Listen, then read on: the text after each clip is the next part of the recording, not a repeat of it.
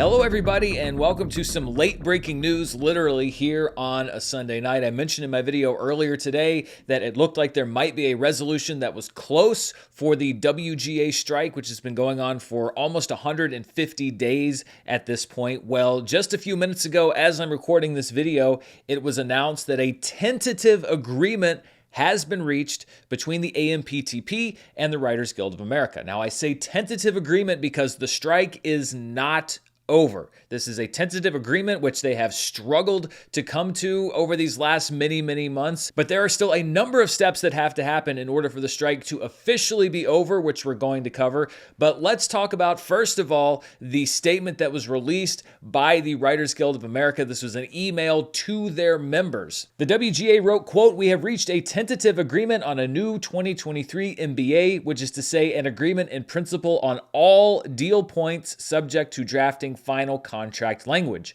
We can say with great pride that this deal is exceptional with meaningful gains and protections for writers in every sector of the membership. What remains now is for our staff to make sure everything we have agreed to is codified in final contract language. And though we are eager to share the details of what has been achieved with you, we cannot do that until the last I is dotted. To do so would complicate our ability to finish the job. So as you have been patient with us before, we ask you to be patient again one last time. Once the memorandum of agreement with the AMPTP is complete, the negotiating committee will vote on whether to recommend the agreement and send it on to the WGA West Board and WGA East Council for approval. If that authorization is approved, the board and council would also vote on whether to lift the restraining order and end the strike at a certain date and time to be determined pending ratification.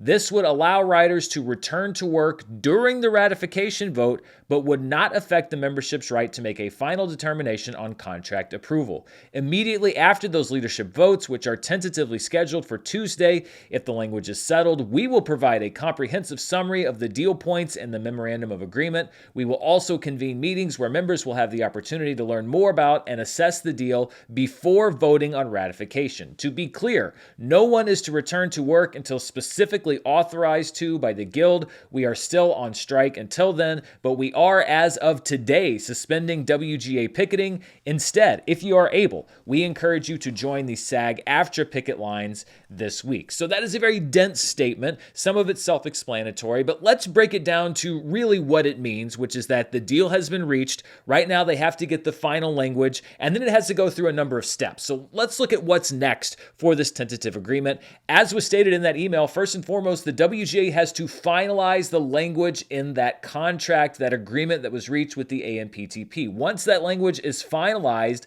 that agreement then gets approved by the WGA negotiating committee, the people that were in the room and have been in the room for these last several months. And then the leadership of the Writers Guild America West and the Writers Guild America East will then vote on whether they approve that agreement. Now, what was mentioned in that statement to members is that those two bodies will also consider whether or not they will allow writers to return to work pending ratification. So it takes a while, as you can imagine, for an entire union to ratify a deal. So what the Writers Guild may tell writers is that you can go back to work on a show that's not a struck project due to the SAG-AFTRA strike before everybody votes on this deal. That doesn't mean that you approve it. You still reserve the right to say no, but you can also get back to work. This would put people, for example, like late night talk shows back to work very quickly. They are not struck projects under the SAG-AFTRA contract. They don't rely on actors to do it, not like a movie or a TV show. So you could see late night shows up probably as early as next week,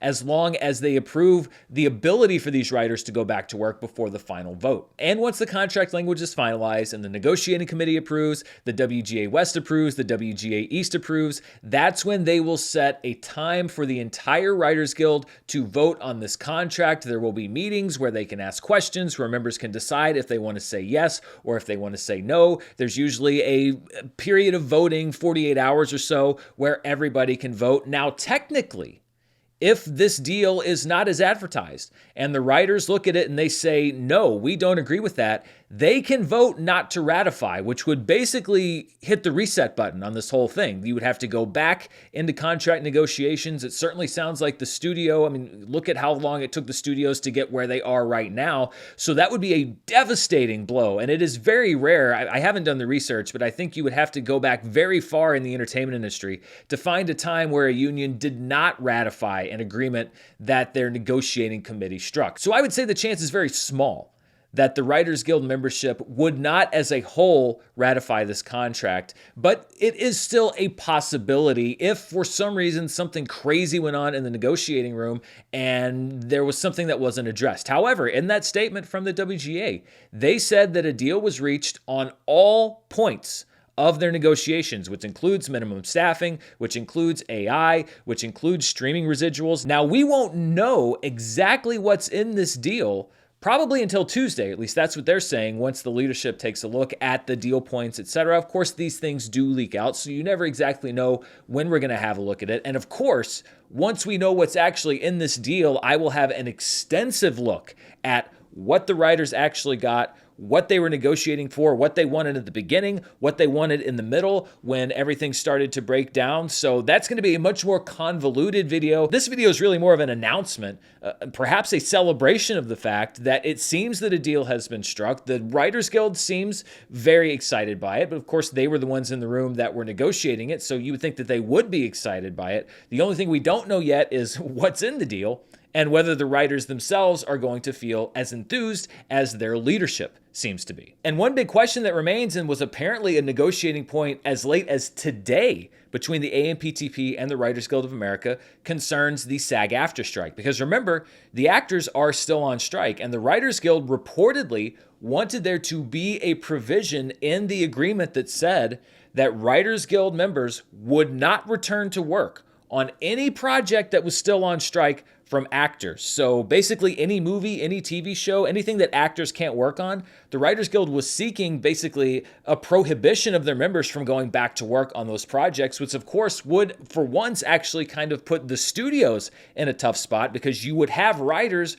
ready to go and able to work and just waiting on them to strike a deal with the actors. So I think what we will see here, if this deal doesn't completely fall apart, is that this will provide a framework now for SAG-AFTRA and the AMPTP to sit down and actually start negotiating. And my theory was that this was going to happen right around the end of the month, right around the end of September. I was telling some friends of mine, because you were reading that the real pain point for the studio would have been October 1st, when you start losing the entire fall TV season, when things really get pushed off the calendar. The only thing you can hope from here is that this is a good deal, that the actors also like it, and that we see some real progress in the next week or 2 weeks, and that everybody will be off the picket line soon. So that's what we know right now. We know that a tentative deal has been reached, and that we will know the details of that deal in the next day or two. So stay tuned right here on the channel. It's going to be a busy week because I've got everything else I'm already doing,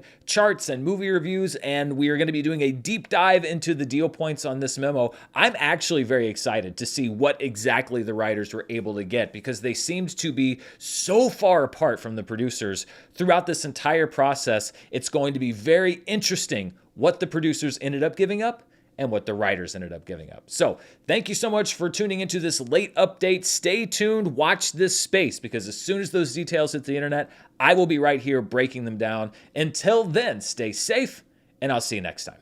Bye.